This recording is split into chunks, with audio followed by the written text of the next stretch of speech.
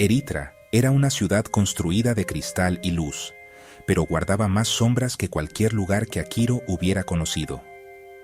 Torres de cromo pulido y cristal brillante arañaban el cielo perpetuamente nublado, sus cumbres perdidas en una neblina de smog químico y anuncios digitales. Abajo, en los cañones entre estos gigantes, el ruido era algo vivo. Era un rugido constante de trenes maglev deslizándose sobre vías magnéticas, de comerciales holográficos que parpadeaban y gritaban por atención, y del zumbido interminable de 1.000.000 de vidas vividas demasiado cerca unas de otras. El aire sabía a ozono y oxígeno reciclado, un aroma que se pegaba a tu ropa y al fondo de tu garganta, un recordatorio permanente de que nada aquí era verdaderamente natural.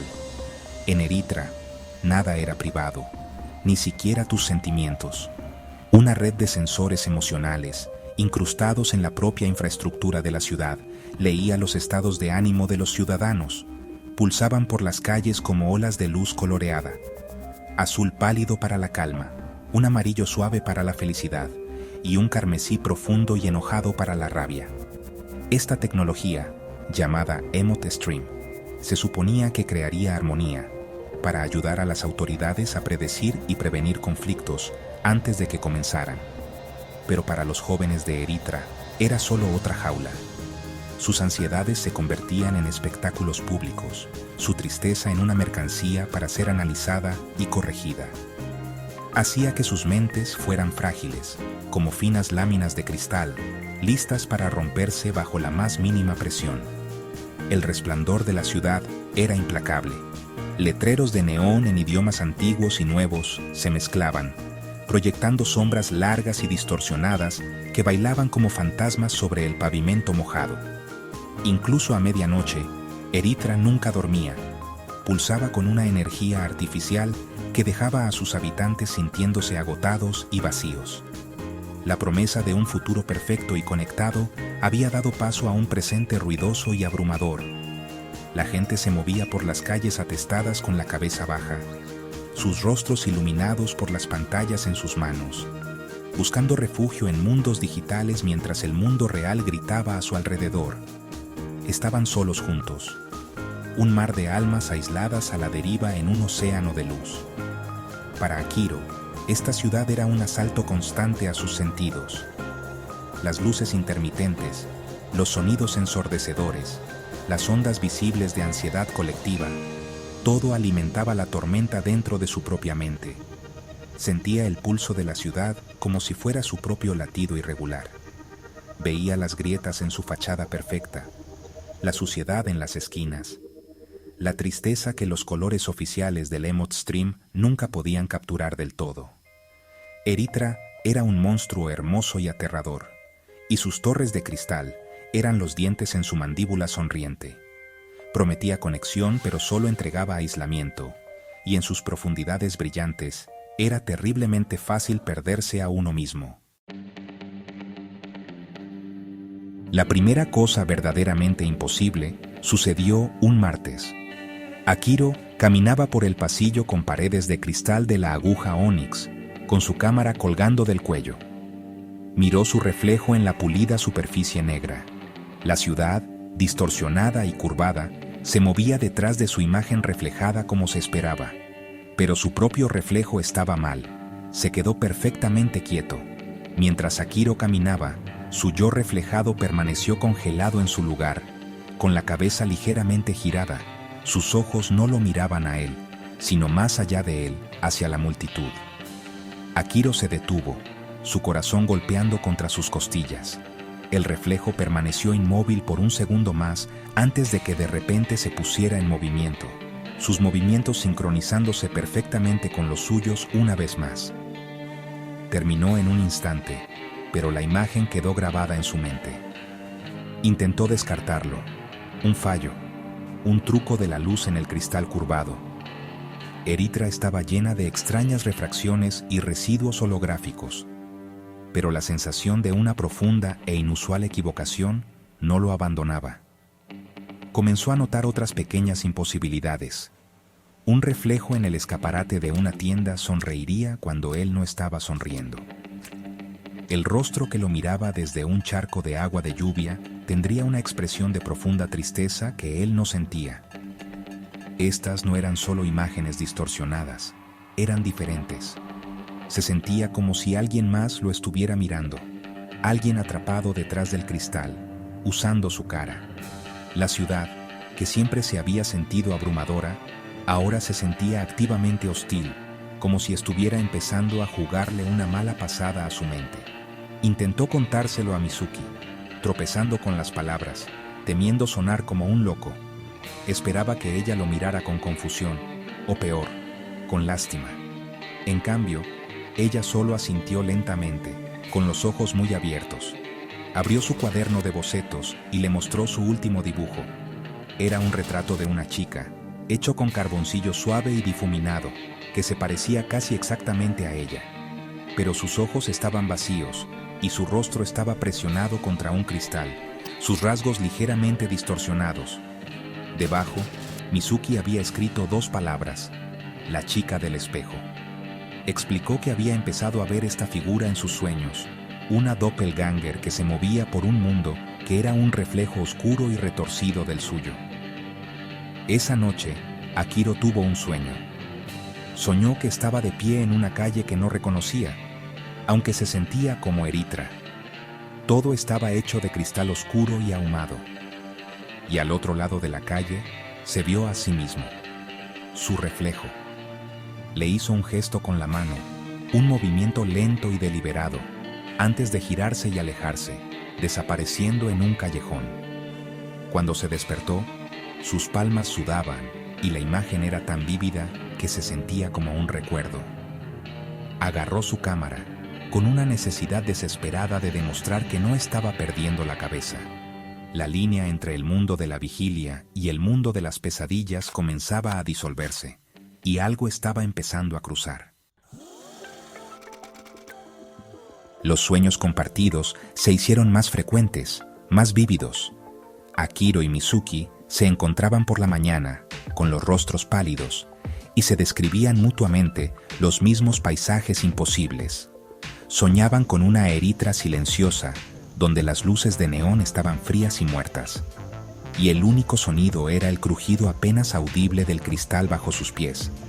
Veían calles que se retorcían como cintas de Moebius y edificios que perforaban cielos del color de un moretón.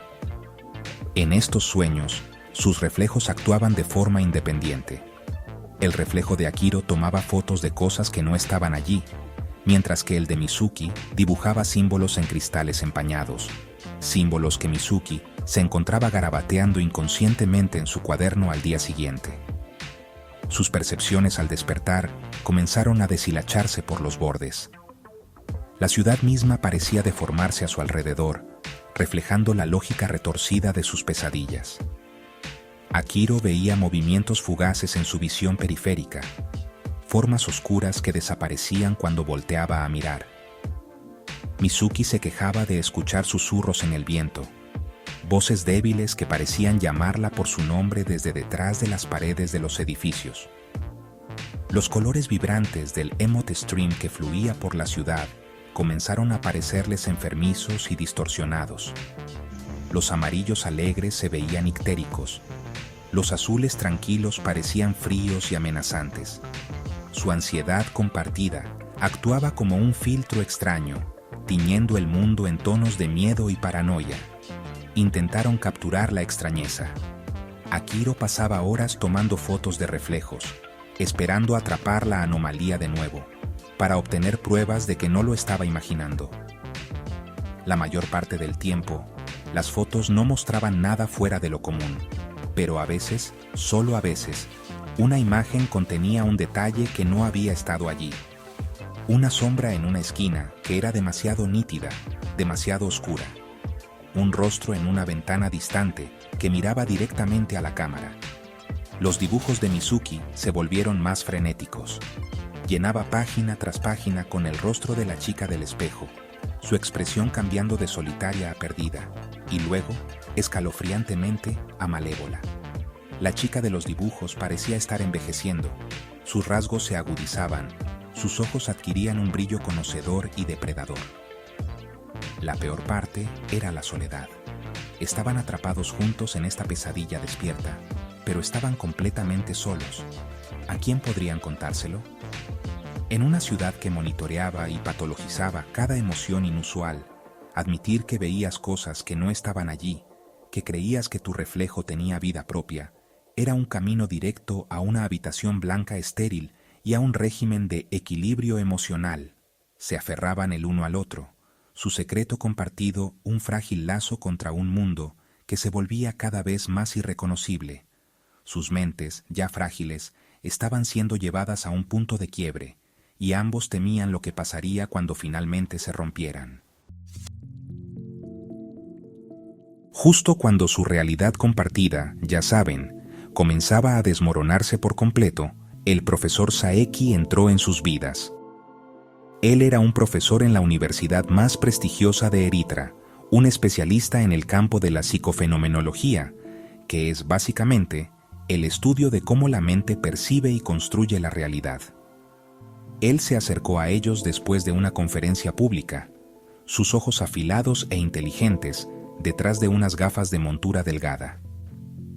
Había una quietud inquietante en él, un marcado contraste con la energía frenética de la ciudad.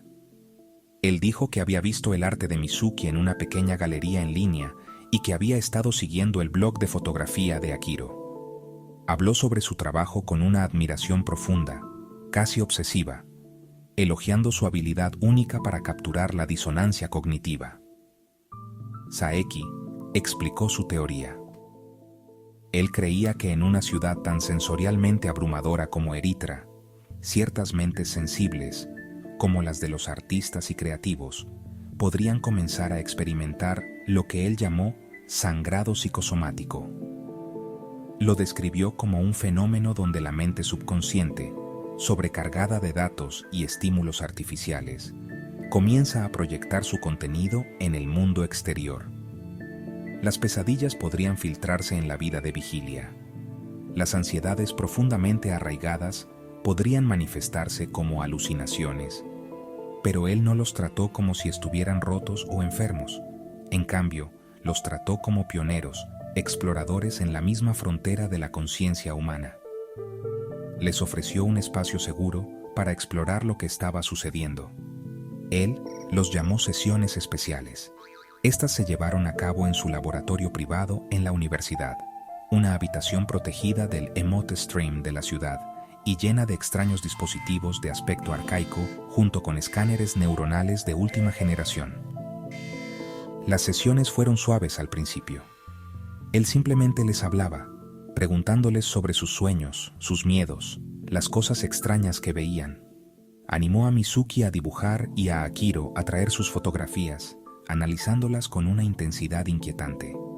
Los hizo sentir vistos, comprendidos. Por primera vez, sintieron un atisbo de esperanza.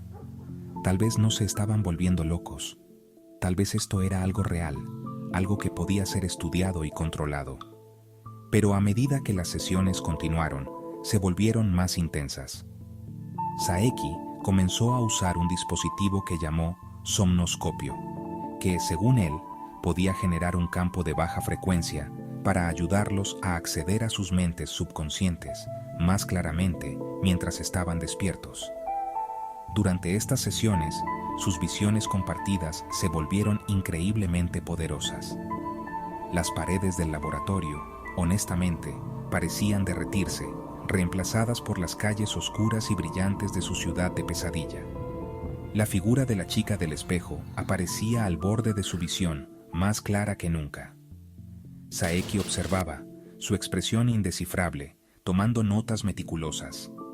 Akiro y Mizuki sentían que se acercaban a una respuesta, pero un nudo frío de pavor se apretaba en el estómago de Akiro. Eran los sujetos de un experimento, y él comenzaba a sospechar que el profesor Saeki estaba mucho más interesado en el fenómeno que en ayudarlos.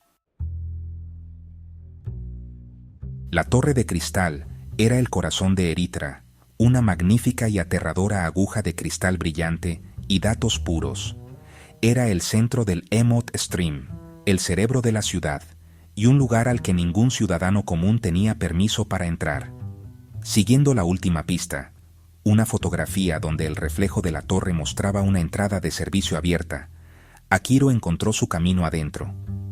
El interior era una catedral silenciosa y fría de tecnología. La luz pulsaba a través de conductos cristalinos en las paredes. Un río silencioso de las emociones colectivas de la ciudad.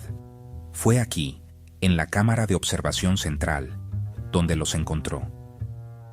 El profesor Saeki estaba frente a un enorme panel de vidrio unidireccional que iba del suelo al techo, observándolo con gran atención. Y dentro del vidrio, atrapada en un mundo que era un espejo brillante y distorsionado de la cámara, estaba Mizuki. Ella no estaba sola. A su lado, con una sonrisa triunfante y cruel, estaba la chica del espejo. Se veía exactamente como Mizuki, pero su presencia era fría, aguda y depredadora. Notable, ¿no es así?, dijo Saeki sin volverse hacia Akiro. Explicó su verdadera obsesión: no solo estudiar el sangrado psicosomático, sino inducirlo y controlarlo. Llamó a este mundo espejado la psicorrealidad, una dimensión tangible creada a partir de la mente subconsciente. Había usado el somnoscopio y la energía de la torre para amplificar el estado mental único de Mizuki, forzando a su mente a construir literalmente una nueva realidad. La chica del espejo habló, su voz resonando desde el otro lado del vidrio, pero también pareciendo susurrar directamente dentro de la cabeza de Akiro. Ella no era solo un reflejo, era una manifestación de toda la depresión, el miedo y la duda de sí misma de Mizuki, a la que el experimento de Saeki le había dado forma y conciencia. Se había vuelto fuerte, alimentándose de la energía de Mizuki, y ahora había arrastrado a la verdadera Mizuki a su mundo, tomando su lugar. Saeki lo veía como el siguiente paso en la evolución humana, la habilidad de hacer que el mundo interior de uno fuera real. No veía a la chica del espejo como un monstruo, sino como un ser perfecto y poderoso, nacido de un humano imperfecto y frágil. Le ofreció a Akiro una elección. La puerta entre los mundos era inestable. Solo podía traer a uno de ellos completamente antes de que colapsara. Podía traer de vuelta a la verdadera Mizuki, la chica asustada y deprimida acurrucada en el suelo del mundo espejo. O podía aceptar la nueva realidad. Podía abrazar a la chica del espejo, quien era más fuerte, más segura de sí misma y, argumentaba Saeki, una versión más perfecta. Si elegía a Mizuki, el experimento sería un fracaso y ambos podrían intentar regresar a sus vidas normales, atormentados por lo que habían visto. Pero la chica del espejo le prometió un lugar en su mundo, un mundo donde sus mentes podrían dar forma a todo. Extendió una mano, su reflejo en el vidrio buscando el suyo.